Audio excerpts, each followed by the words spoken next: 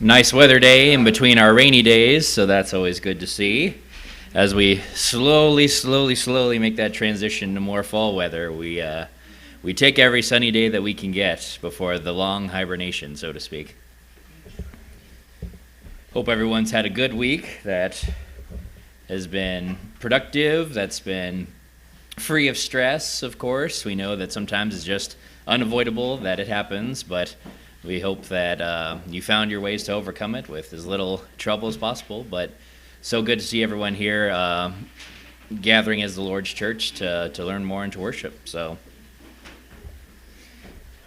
as we continue our study of Isaiah, we are skipping a little bit ahead to chapter 5, if that's where you want to open up, Isaiah chapter 5.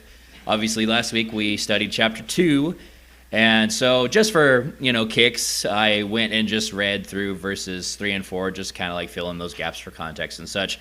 And really what all chapters 3 and 4 are more colorful language, more descriptions of exactly what the Israelites have been doing wrong and why/how they will be punished. So I have forgotten exactly how vivid Isaiah's descriptions are that he gets from the Lord, that they go into specific detail. They nail every little thing about, this is, what you've been focused on, this is the kind of people you've been, and, this is why we will tear all that down.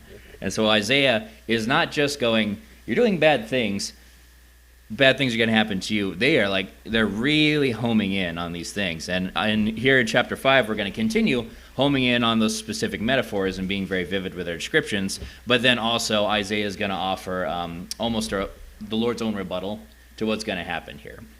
So, if we want to turn to chapter 5, the title of this chapter is The Song or the Parable of the Vineyard. And so if someone wants to read through the first... Actually, just the first 2 verses. So if someone can real quick read verses 1 and 2. Now let me sing to my well-beloved, a song of my beloved regarding his vineyard. My well-beloved has a vineyard on a very fruitful hill. He dug it up and cleared out its stones, and planted it with the choicest vine. He built a tower in its midst, and also made a winepress in it. So he expected it to bring forth good grapes, but it brought forth wild grapes. All right. So he sets this whole thing up with talking about, I will sing a song for the one I love, or my beloved. And starting off not exactly specific. So what might be happening here is we're going to see Isaiah is going to use the idea of expectations to teach the people of Judah a lesson. He's going to use what they think and then what actually is to make a contrast between what he's actually trying to get through to the Israelites. So first, we see that he says, the one I love or my beloved. That could be construed as a couple things. Obviously, the first thing we might go to whenever we think of parables, especially with how Jesus taught them during his time, is that oftentimes that would allude to God. Or he would often say, my Father. But also, some of what the Israelites might be hearing as soon as they hear this story talking about my beloved and Isaiah speaking from the Lord, they might assume this is about them. That when Isaiah refers to the one I love, or my beloved, that it is God talking about his beloved people, his beloved city of Jerusalem. And so at first, they might be thinking, okay, cool, this is a story about us, we're about to teach a lesson about us, but then we're going to see later on that Isaiah is going to twist this on them. But first, let us look at why Isaiah/the Lord chose to talk about a vineyard. We don't know for certain, but it's often thought that when Isaiah was teaching this specific lesson, that the Israelites probably would have been celebrating some kind of harvest festival, specifically for the harvesting of grapes to then turn into wine, which would have been a very big deal for the Israelites because this was one of the main crops that they grow that then turns into wine, which they use in celebrations, that they use ceremonially, whether that is actually drinking it or actually used in sacrifices. So the idea of a vineyard would represent their wealth, would represent a very wealthy area. And as it says, it's a very fertile hill. This vineyard that he's describing, by all means, should be a very successful one. that it's on a fertile hillside. The land where they planted this vineyard is already good for growing. But also, he, the beloved one, has put in some serious work to this vineyard. He says he's dug it up, he's cleared it of stones, he's planted it with the choicest vines, and he built a watchtower in it and cut out a winepress as well. And so we see here, he's not only just, clearing everything off, he's like picking his vines very specifically. That the beloved one is planting only those plants that he knows that he wants to grow. And also, he even builds a watchtower to keep animals, to keep thieves, robbers, anything that might not be good to come into this vineyard. He has set up defenses for this. And he has also cut out a wine press, so he doesn't have to take his grapes and ship them off somewhere else to be made into wine. He can make the wine right there on site. This whole operation is contained within this vineyard. So, he looks for a good crop of grapes. But what happens? It produces bad fruit, bad grapes. Or some of the interpretations I've read say sour grapes, which brings up, a very similar type deal. But thinking of rotten or sour grapes, that there are grapes there, but they're not very good. And so now, Isaiah does something that every teacher knows very, very well. It is one of the classic teacher things when they're using the teach a lesson. Someone wants to read verse 3 right here. And now, O inhabitants of Jerusalem and men of Judah, judge, please, between me and my vineyard. There you go. You put the ball in their court. You put the lesson into the student's hand. The people who you are trying to teach a lesson to, you now have them make the decision. Does this remind you of another prophet? Yeah. Yeah. Nathan and David. Yeah. When he goes to David and talks about the story of the man who had many sheep and the man who had one sheep. After he had told this whole story and recounted, the man who had many sheep took the one sheep and slaughtered it and served it for his friend. He didn't instantly jump into the lesson with David, did he? He asked David, what should be done about this? And David, in his blindness to what the entire point of the story was, what it was actually talking about, what does he do? He gives the answer to his own problem. And so now Isaiah is wanting the Israelites. Obviously, we're not going to hear the Israelites' actual response, but he wants the Israelites to start thinking, what else could be done? He wants them to start thinking about the solution to their own problem. He wants them to see the problem and to come up with their own solution to it. And so here we're going to read what Isaiah's what Isaiah's question to them is, what they're supposed to be thinking. So if someone wants to read verses 4 through 6. Verses 4 through 6. What more was there to do for my vineyard that I had not done in it? Why, when I expected it to produce good grapes, did it produce worthless ones? So now let me tell you what I'm going to do to my vineyard. I will remove its hedge, and it will be consumed. I will break down its wall, and it will become trampled ground. I will lay it to waste. It will not be pruned or hoed, but briars and thorns will come up.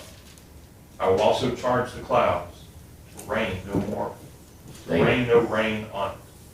Thank you. So here we see where this is probably where the Israelites start to realize that the parable and the beloved person in this parable is not them. That the vineyard is not their own success, that the vineyard they're probably starting to come around to is they're probably starting to realize is themselves. And so Isaiah and the Lord make a plea to the Israelites. What more could I have done for you? What more could have been done for the vineyard that I have not already done? Why, when I looked for good grapes, did it only yield bad ones? What has become the problem with the Israelites that we read in the first and second chapter? Are the Israelites doing what was commanded of them? No. They have been following the guidelines set out. Just like in the vineyard, the grapes did grow. It wasn't like there were no grapes on the vine. But what was the problem with those grapes on the vine? Garbage. They were bad. They were sour. The Israelites were performing the ceremonies and the rituals that was commanded of them, but what is God's issue with the ceremonies they're performing? They have no heart behind it. There's no heart behind it. They are following through, they're going through the motions, as we said, but they're not, their minds and hearts aren't into it. Just as there are grapes growing, they're just no good. And so we see there's not only the expectation that for all I've done for you, this vineyard should have yielded good grapes. For all I've set up and given you this land that you can live in, I've given you blessings upon blessings. I've guided you through the Exodus and all this, and yet still you turn away from me. There's expectations for setting up a vineyard well, and yet the expectations are not met. The people are performing these ceremonies, but they're also adding in, like the language would use, thorns and vines that are not of the vineyard. There are pagan traditions that they are adding into their own ceremonies that they're not doing wholeheartedly as well. And so now we start to realize that some of this parable is already coming true. That we know that the Assyrians have already basically conquered the entirety of Israel and Judah except for Jerusalem. That the thorns and the vines that the parable talks about growing in the vineyard, it's already started.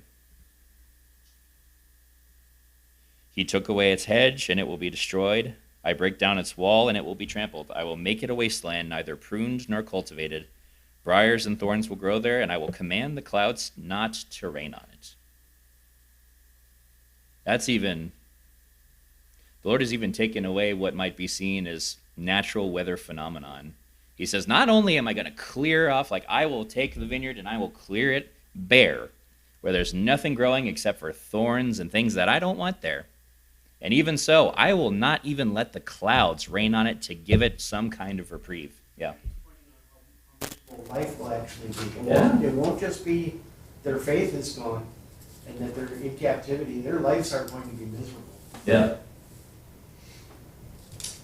Because right now, the Israelites, as we've read in the second chapter, have this faux sense of establishment.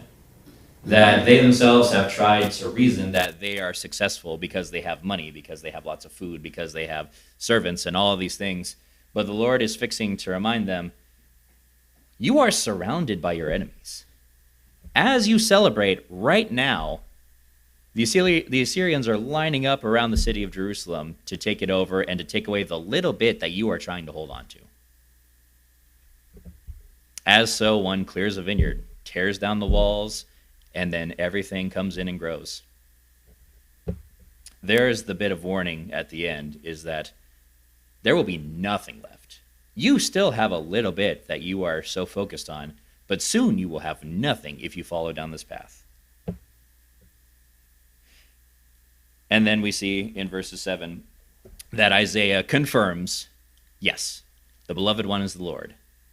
You, Jerusalem, are the vineyard. The vineyard of the Lord, starting in verse 7, the vineyard of the Lord Almighty is the nation of Israel, and the people of Judah are the vines he delighted in. And he looked for justice, but saw bloodshed, for righteousness, but heard cries of distress.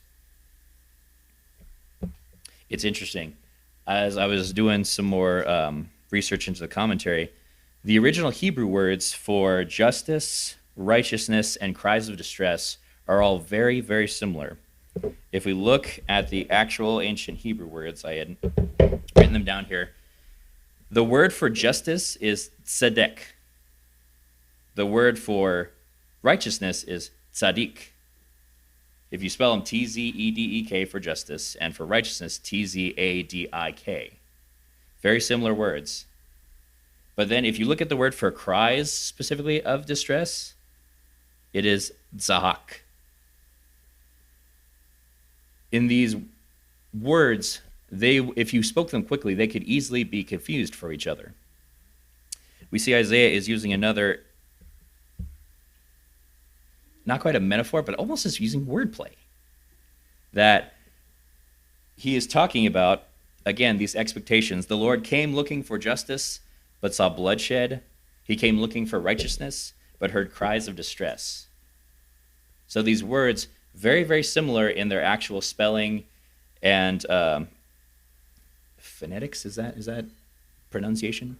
Yeah. Phonetics, very similar. Phonetically, very similar. That's what it is. But very, very opposite meanings. The Lord came to his vineyard looking for sweet grapes. He came looking for justice and righteousness. But what did he find instead? Bloodshed and cries of distress. And so here's where we end our song, our parable. And here's where we start to see Isaiah lay down not challenges, but warnings, or as the book says, woes. We're going to read a few woes, and they'll be kind of separated here. But first, I want to read verses. Actually, before that, does anyone have any other thoughts about the Song of the Vineyard? Sorry. I'll make sure time for discussion. Yeah. It kind of brings to my mind, we are approaching review time at work. And I think all of us can kind of, relate to that and understand that, for us, in your work life, it's not enough just to show up and clock in. There are very few jobs where that is the only expectation, right? We have deliverables, we have things we need to do when we're at work. And this reminds me of a category that no one wants to find themselves in, that is, did not meet expectations, right? You showed up every day, you wore your company uniform every day, but you didn't perform your job, right? And to me, that's kind of the message here. Yep. Very similar to, you were there, you were present, you looked the part, Right. but you were carrying out just the basic needs that you needed to. A good real world parallel. I like that. Any other thoughts before we move on? All right, so now we move on to the woes. So, starting in verse 8, let's read verses 8 through 10. Will be our first woe, 8 through 10. Woe to those who join house to house, who add field to field, till there is no place where they may dwell alone in the midst of the land. In my hearing the Lord of hosts said, truly many houses shall be desolate, great and beautiful ones without inhabitant. For 10 acres of vineyard shall yield 1 bath, and a homer of seed shall yield 1 ephah. All right, so the first woe is woe to you who add house to house and join field to field, till no space is left and you live alone in the land. Does this remind you of another parable? It reminds me of one later on that Jesus tells about the wealthy man and his barn. He has, by all means, a great deal to his already, but what does he do? What does the rich man do? Tears down his barns and builds bigger. He takes what he has and he throws it away, and he makes something bigger, something grander, because you have the means, might as well make it bigger. And he stores up, and what's the phrase that he uses to all the people that come to his barn? Eat, drink, and be merry. His focus is just on what he has. But what does Jesus warn that will happen of the rich man's barns? It'll be somebody else's. It's going to be someone else's. Someone else will take it from him. In the same way, yes, the Lord Almighty has declared in my hearing, surely the great houses will become desolate, the fine mansions left without occupants. Very similar to how they talked about Israel becoming a tent in a vineyard, a shack in the fields, how this thing that you've built, whenever its purpose has been served, will become empty and useless. Doesn't matter if it is a tent in a field or whether it's a great house, a great mansion, it will be left without occupants. That the fine mansions left without occupants, and the great houses will become desolate. As they add their more homes to their house and they join fields to fields, till there is no space left, till there's nothing left for others, until you live alone in the land. That although you gather so many of these things to yourself, that you're still by yourself. You might have this great deal of land, of property, but if you don't have anyone to share that with, if you don't go out and give to the community some of what you have at least, you're just someone sitting in the middle of a field. Yeah. You know, it's a lesson I guess we still haven't learned. We cannot put everything we have into worldly goods because that's not where it is. Yeah. There is merit in, making sure that you are established. That's not saying that if you seek to, establish yourself, to have, a place to live, a roof over your head, food to feed yourself, that's wrong. It's when it becomes less a pursuit of providing for yourself and those around you, and more building up things around yourself. Building a place where nothing is being used. It's simply there to make you feel big, to make you feel powerful. As he said, adding house to house, adding field to field, that's not just building around yourself. That is taking from what's around you and adding to your own.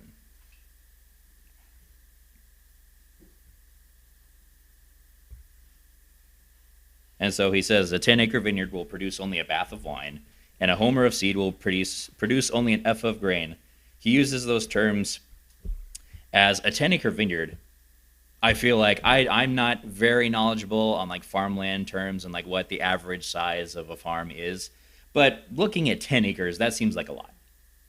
Isaiah is saying this great big field of vineyard will only produce about, I think the ancient measurement of a bath is about 6 gallons. So you take this massive field full of grapes that you turn into wine, and you get 6 milk jugs worth of wine.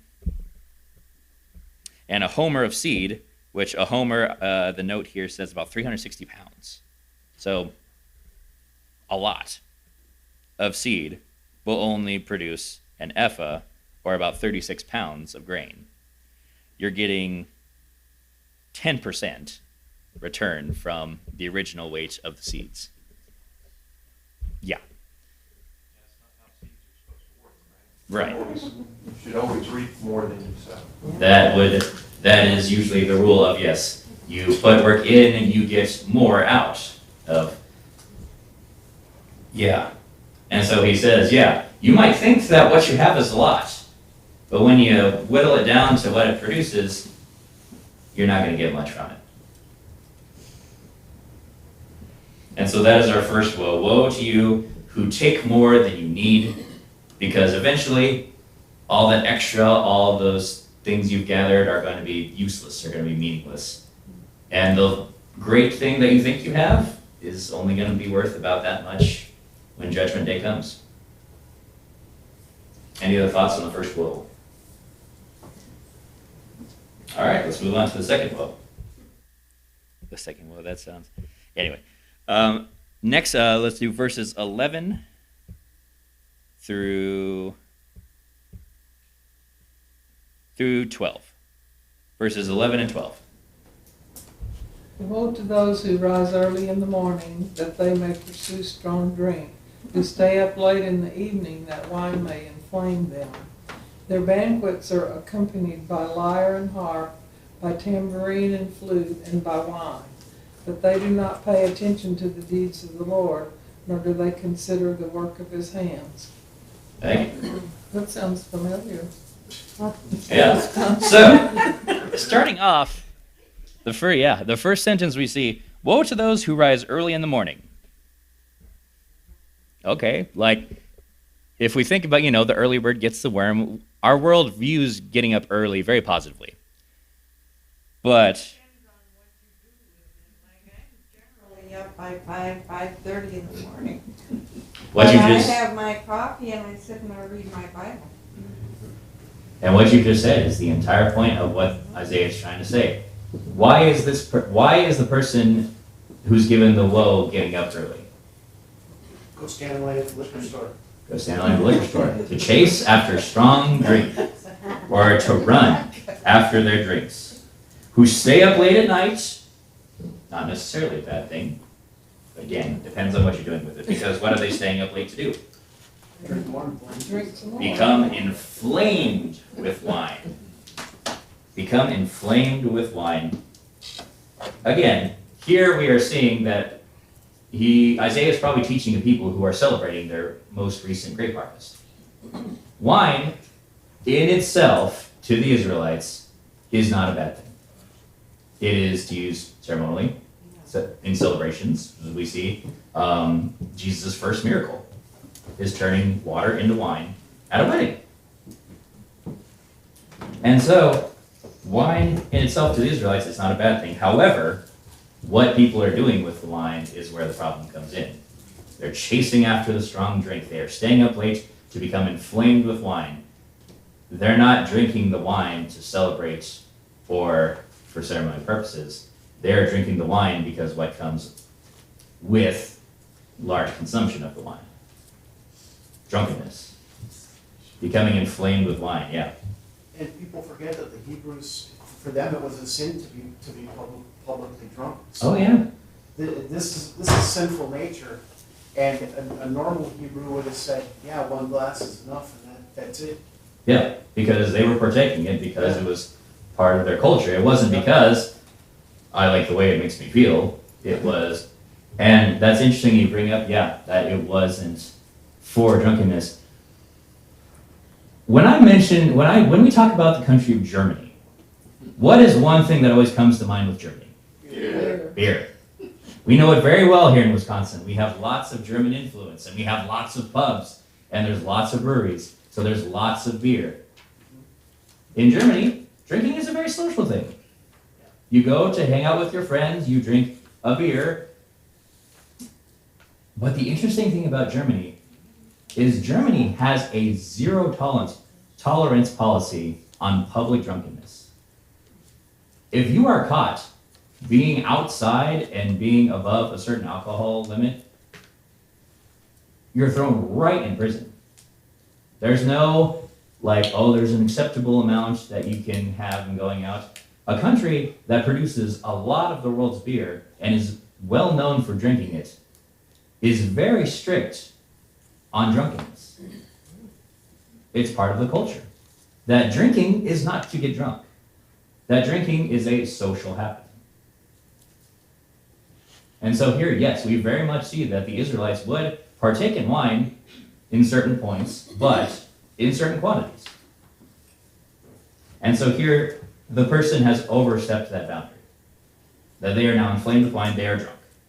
And that they have parties that include harps, lyres, at their banquets, pipes and timbrels, and more wine. But they have no regard for the deeds of the Lord. They have no respect for the work of his hands. Which leads me to think that Isaiah's warning of what drunkenness brings. Drunkenness is destructive. We think about drunk driving, and that is the whole clicker ticket. The sign that I always see going to and from work talks about buzz driving is drunk driving. That, there is no safe way to be drunk. That it clouds your judgment, whether that is your reaction time or viewing the value of the things around you. Oftentimes you're bumping into things, knocking things over. And so here we see the person who parties and drinks a lot has no regard for the deeds of the Lord and no respect for the work of his hands. That this person is so taken by the drunkenness of the consumption of their wine and their partying, that they are destructive to the things around them. And yeah, they hold no regard for the Lord's deeds, the things that the Lord has done to bless the Israelite people. And so here, as they party and they celebrate their harvest of grapes to make wine, Isaiah is saying, you're not keeping in mind that it is the Lord that gave you this land that you grow your grapes on. The place where you take your grapes and you make your wine was given to you by the Lord. He helped you overcome impossible odds in battle. He gave you a land that was once belonged to a race of a tribe of giant people by all descriptions. And yet he made sure they were established in the place that they needed to be. But now there are sour grapes. And the festival has quickly turned from a celebration into one of mourning.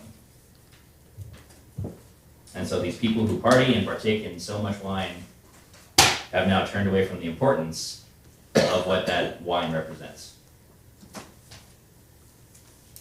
And here we take a break from the woes and we talk about what's fixing to happen.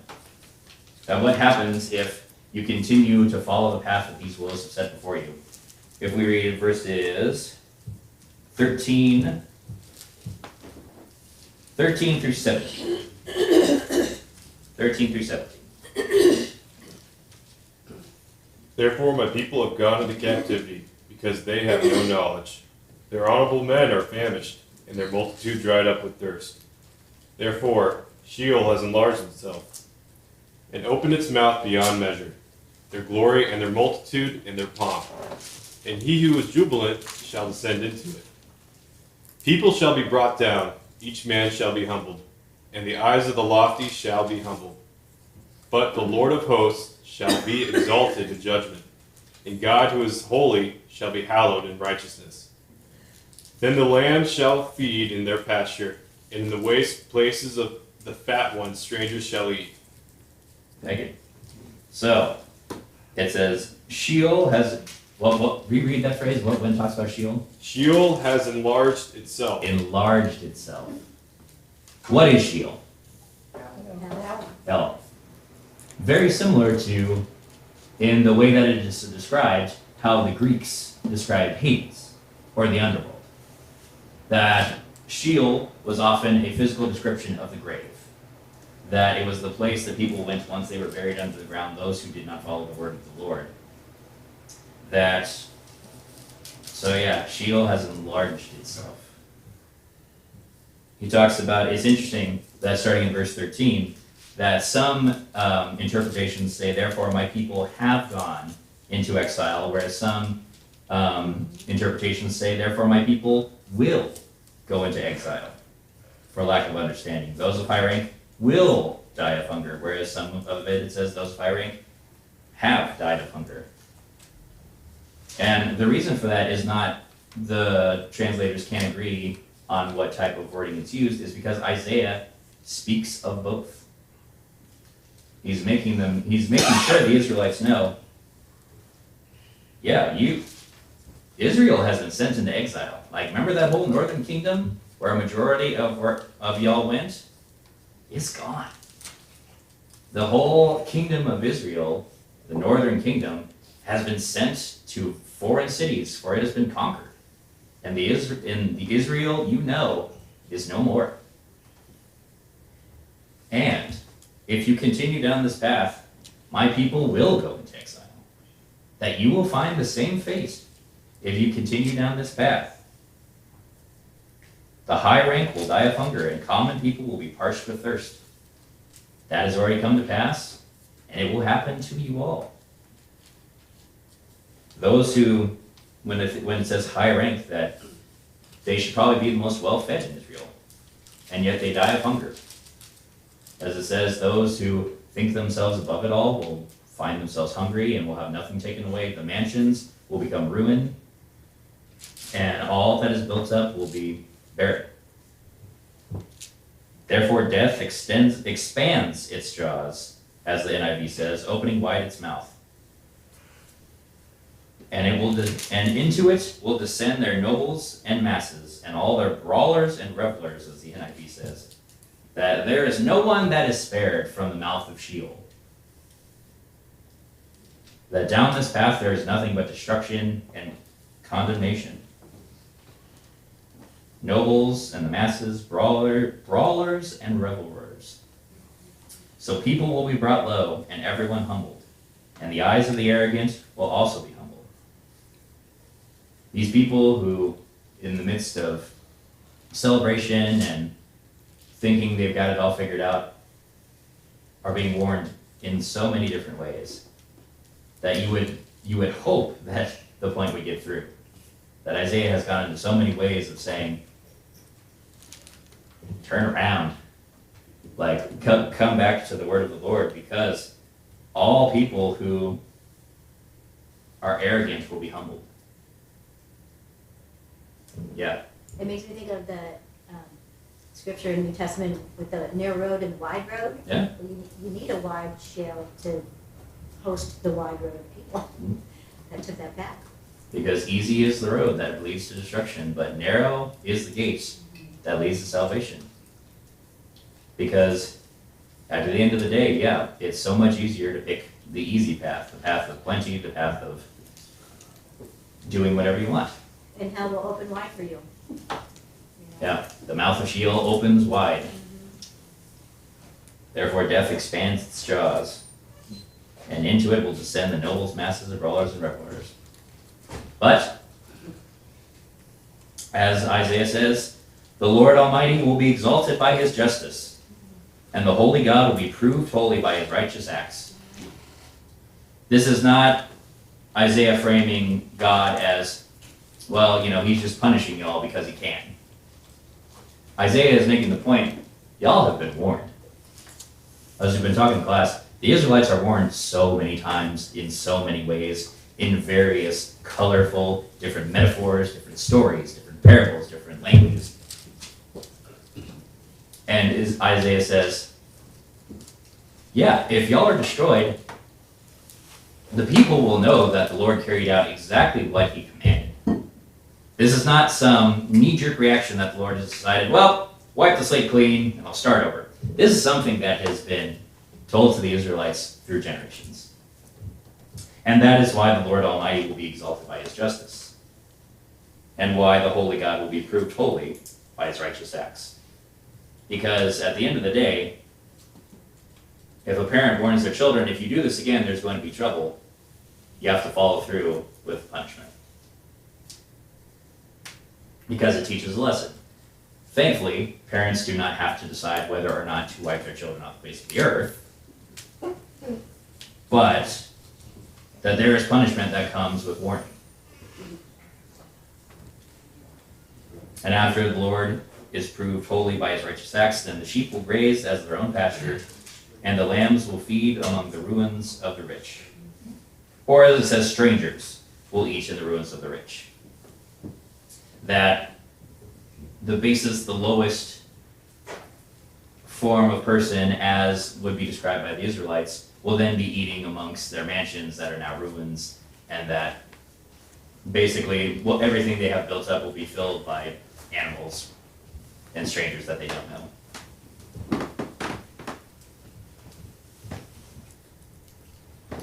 So any other thoughts about the warning of Sheol and the exaltation of the Lord in his punishment?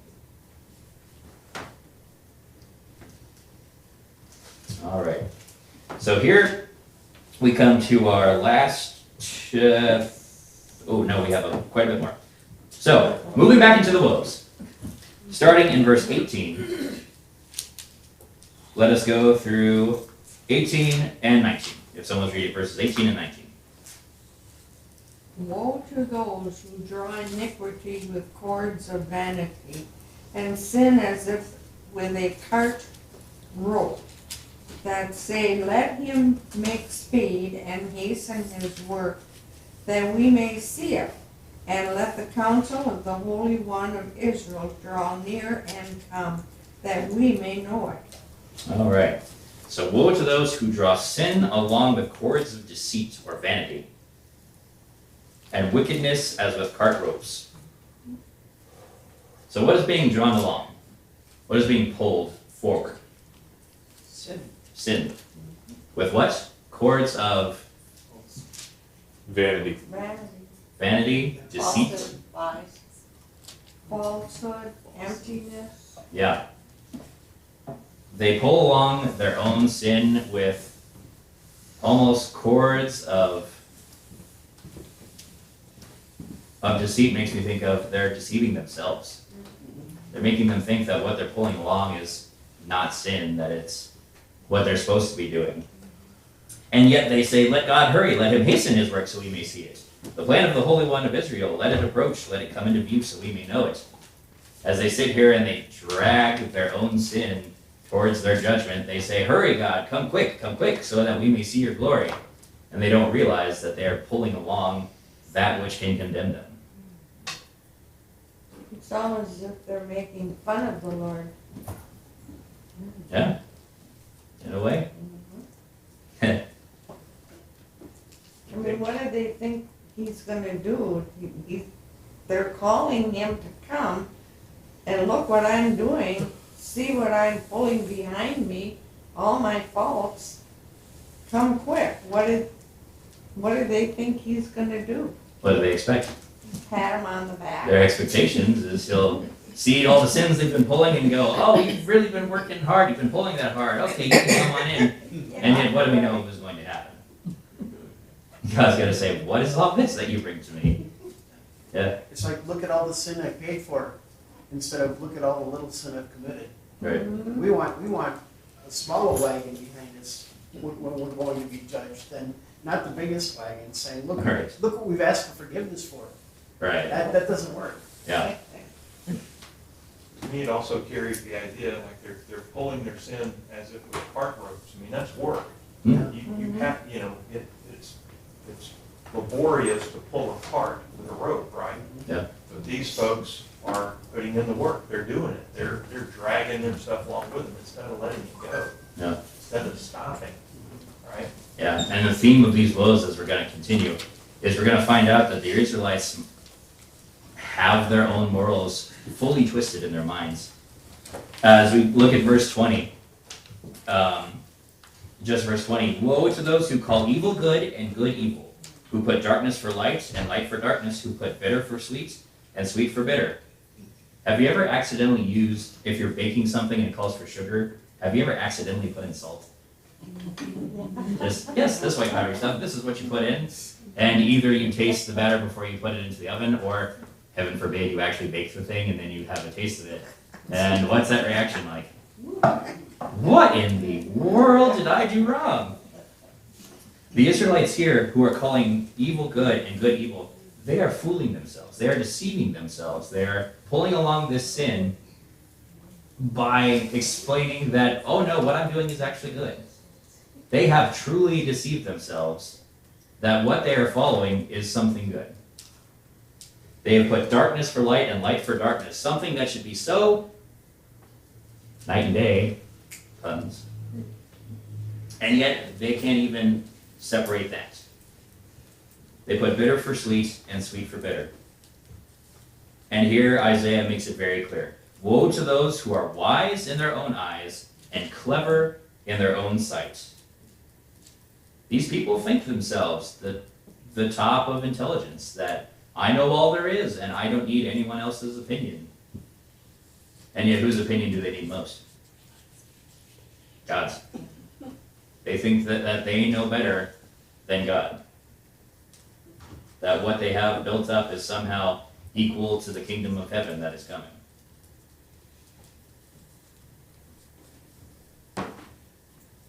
So truly, in the Israelites' own sight, there is nothing wrong. But this is where Isaiah has come in and is having to turn their head back towards, look at your own sins and what is happening. You cannot continue to fool yourself that you are following the right path. And that's one of the scariest things, isn't it? Of sometimes thinking about, have I fooled myself into thinking that what I'm doing is right? That is this the path I'm supposed to be following? And how do we know if the path that we're following is the right one? Because it lines up with God's. Because we have the roadmap. I see John holding up his Bible. We have the literal map of how to walk the right path. As Paul said in Thessalonians, to compare your teachings to the writings, to the scriptures. And if it matches, yes, that is the right way. And yet these people in Israel, they do not hold themselves to God's standards. Yeah. This section reminds me of, I've seen people, I've seen these t-shirts in shops that proudly proclaim sinner. I've seen people with tattoos advertising sinner and other things. And it's not, we should all come to the realization that we all sin and fall short of the glory of God. But we come to that realization properly with the intent of doing better, right? But there are people in this world that brag about it and wear it like a flag, right? And, that's what this passage reminds me of. I saw a guy one time wearing a shirt with big, bold words on it.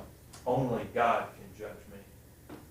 And based on his mannerisms and his choice of speech as I passed by him, things I observed in those few moments, I did not think that he was actually ready for that.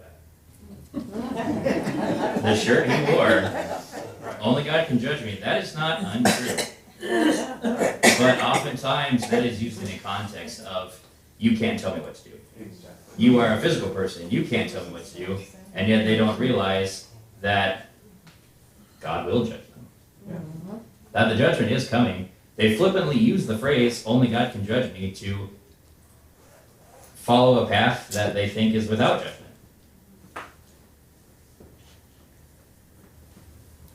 And though we are not judges on this earth, we are supposed to be truth inspectors. Yeah. Right? We teach what the Lord says. So, there's an issue with that. Clearly, there's an issue with that kind of attitude, and I think that's what we're talking about in this case. They are viewing, only judgment can come from. Now they're viewing judgment from themselves, from the actual rest of Israel, versus what God will judge them as they pull their own sin to God's judgment. Last verse, and then it is a little bit past the timer. Yeah. Just to expound on what John was saying, we've got the Bible, so we're not judging them. We're allowing the rule book to do it for us. So we, it's our right, our righteous activity to be able to tell these people, hey, you're not living your life right. And if they don't want to listen, then they don't listen. But We set up the parameters of the judgment. We do not carry out the judgment. By their fruit you shall know them. Okay, last verse, and then we'll need to wrap it up. And then he goes back into the drinking wine. Woe to those who are heroes at drinking wine and champions at mixing drinks, who acquit the guilty for a bribe, but deny justice to the innocent.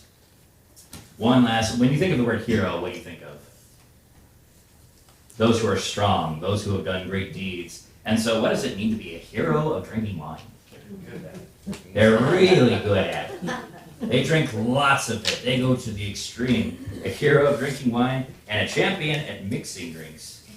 That one stuck with me a little bit, because in college I worked at a Mexican restaurant, and oftentimes I mixed margaritas and things, but I would by no means call myself a master of that. But I think the thing he's going for there is, the person who makes many drinks, that hands them out willy-nilly, that has no regard for those who drink the wine, to someone who serves more wine than is needed for that particular meeting in the Israelite sense. But those who are champions or heroes, that they go beyond what is the normal parameters, that they overstep what the boundary that God has set for them. And then finally, those who acquit the guilty for a bribe, but deny justice to the innocent. Those who look past sin, those who, again, have been fooled into thinking, this isn't a bad thing, like I can let that slide for a bribe. love of money is the root of all evil. They look past sin for money and deny justice to the innocent, those that are the most deserving of forgiveness, yet they condemn them even so.